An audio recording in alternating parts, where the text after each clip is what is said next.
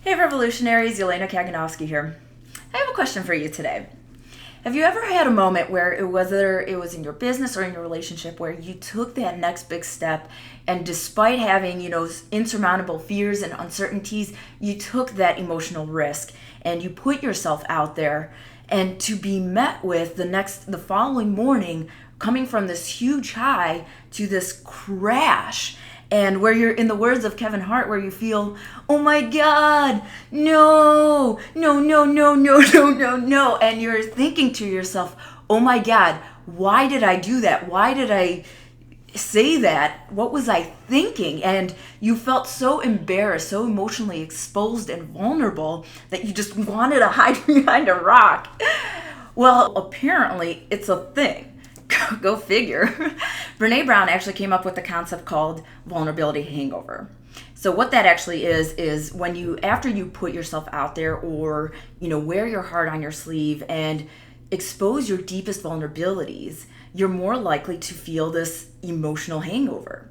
And I actually came across this a couple months ago where I took my business full time, and all of a sudden for 3 days I couldn't even get out of bed. And for me, that's totally not like me. I'm like the Energizer Bunny flapping my wings.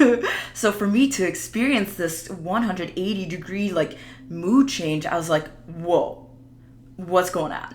Brene even goes as far to say that if you haven't felt this emotional or vulnerability hangover, that maybe you didn't push far enough beyond your comfort zone.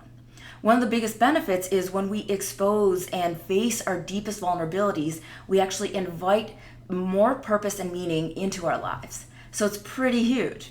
Here are 3 things that I did to help me pull out of this hot mess phase to ground and center myself. The first one is to know your patterns and symptoms. What comes up for you? Do you feel this depression or irritability or huge mood swings? Can you barely get out of your bed? Shining the light of awareness to recognize what happens for you when you feel that it's super extremely vulnerable and exposed. And it's also recognizing to consciously choose what you put out so that you know what you feel personally comfortable with. Number 2 is be compassionate. Be compassionate with yourself. Once you're aware of your patterns, then give yourself literally scheduled time for recovery for you to rest and recharge your batteries. So if you get super moody or depressed, watch them put on some America's Funniest Videos or some stand-up comedy.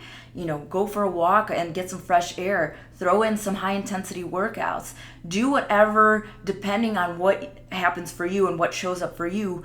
Put in activities, whether you can lounge around and rest to recover, so that you support yourself and you nurture yourself even through these phases. Don't fight it, just embrace it and surrender to it. Also, be able to reach out to somebody who you trust and support and who could empathize with you and be, somebody that you could lean on. You're not in this alone, that we all are as human beings just vulnerable. So by you exposing your story and sharing what happened to you, it allows somebody else to, connect with you and empathize with you. Number 3 is get back on that horse and saddle.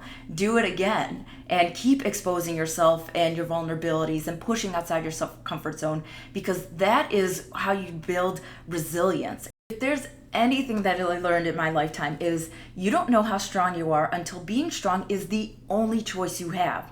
If you feel like giving up, keep your head in the game. If you feel beaten down, keep your head in the game. If you have no idea how to persevere and take that step forward, keep your head in the game.